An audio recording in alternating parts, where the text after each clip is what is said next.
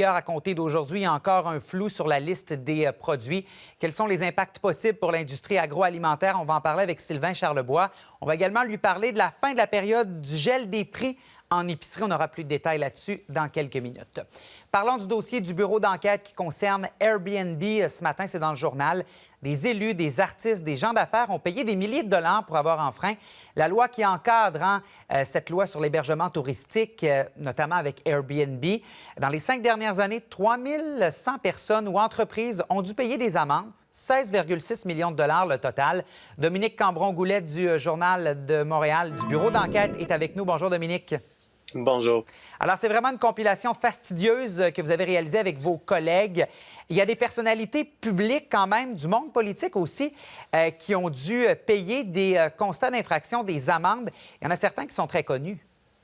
Oui, alors si on pensait que les gens qui font des locations court terme illégales, c'est seulement des petits entrepreneurs très spécialisés dans ce genre de domaine-là, il faut vraiment réviser parce que c'est vraiment tout le monde qui en fait. Et on a trouvé des vedettes, des gens, des personnalités connues. Hein. On pense à Guy Laliberté, Catherine Major, Yama Laurent, et même des PDG d'entreprises comme Maurice Benisti, le grand patron de Point Zéro, qui viennent arrondir leur fin de mois finalement avec ce genre de location Airbnb, qui sont déclarées illégales par Revenu Québec.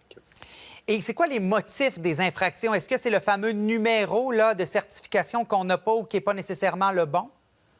Oui, dans la majorité des cas, donc, c'est des gens qui ont fait des annonces sur des plateformes. Ça peut être Airbnb, mais ça peut être d'autres plateformes aussi, comme Booking.com, par exemple, où on n'avait pas mis de numéro de permis d'enregistrement. En général, le problème, c'est pas qu'on a oublié de mettre le numéro de permis dans l'annonce, c'est qu'on n'a juste pas de numéro de permis à la base. Donc, on n'a pas demandé de permis auprès de la Corporation de l'industrie touristique du Québec, qui, finalement, est le bras du ministère du Tourisme pour émettre ce genre de permis-là, qui dit qu'on a le droit de faire de la location court terme. Et si on regarde les amendes, ça ressemble à quoi, les amendes? Je sais que les montants, la braquette de montants est quand même assez importante.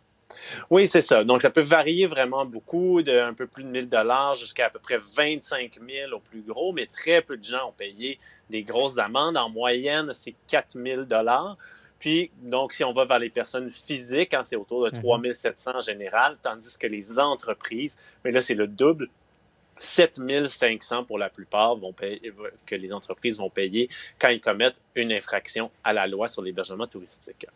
Et que disent les experts, notamment avec les amendes qui sont plus élevées en cas de récidive? Est-ce que c'est suffisamment dissuasif parfois pour de grands entrepreneurs, disons, qui en ont plusieurs condos ou encore appartements à louer sur Airbnb?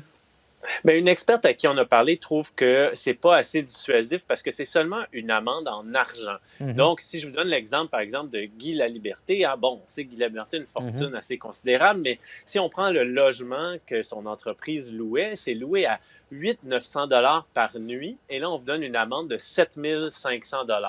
Donc, ça veut dire qu'on perd le revenu de, quelques nuits seulement. Si on fait ça à l'année, pendant plusieurs années, ou si on pense à des fins de semaine très, très achalandées, comme le Grand Prix de Montréal à Montréal, ou par exemple, dans le coin du Carnaval à Québec, mais là, le coût des nuits augmente énormément, ce qui fait que, pour 3-4 nuits, on paye l'amende, et puis est-ce qu'on va vraiment se faire attraper une deuxième, une troisième fois? La question se pose, et c'est pour ça qu'on voit qu'il y a des gens qui sont des récidivistes dans la liste, et puis qui vont avoir plusieurs amendes, parce que finalement, c'est un peu comme une perte de revenus qu'on considère comme dans un revenu d'affaires, une espèce de dépense, mais ce sera l'amende qu'on payera. Et puis, on la fait passer comme ça. Et il n'y a pas nécessairement d'autres conséquences comme suspendre le permis ou révoquer un permis, par exemple, de quelqu'un qui aurait fait de l'hébergement illégal. Alors, dossier à lire, Journal de Montréal, Journal de Québec et sur toutes nos plateformes. Dominique Cambron-Goulet, journaliste au bureau d'enquête. Merci beaucoup. Merci, bonne journée. Bonne journée.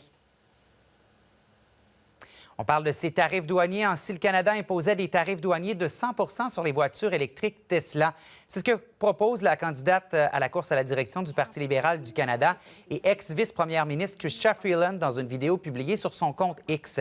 Elle dit qu'Ottawa doit faire mal aux alliés de Donald Trump et à Elon Musk dans ce cas-ci, dans le cas d'une éventuelle guerre tarifaire.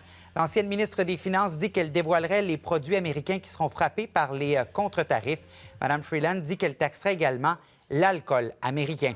Son opposant principal dans cette course à la direction, Mark Carney, se dit prêt à se tenir debout devant Donald Trump pour gérer cette crise commerciale qui se dessine à l'horizon.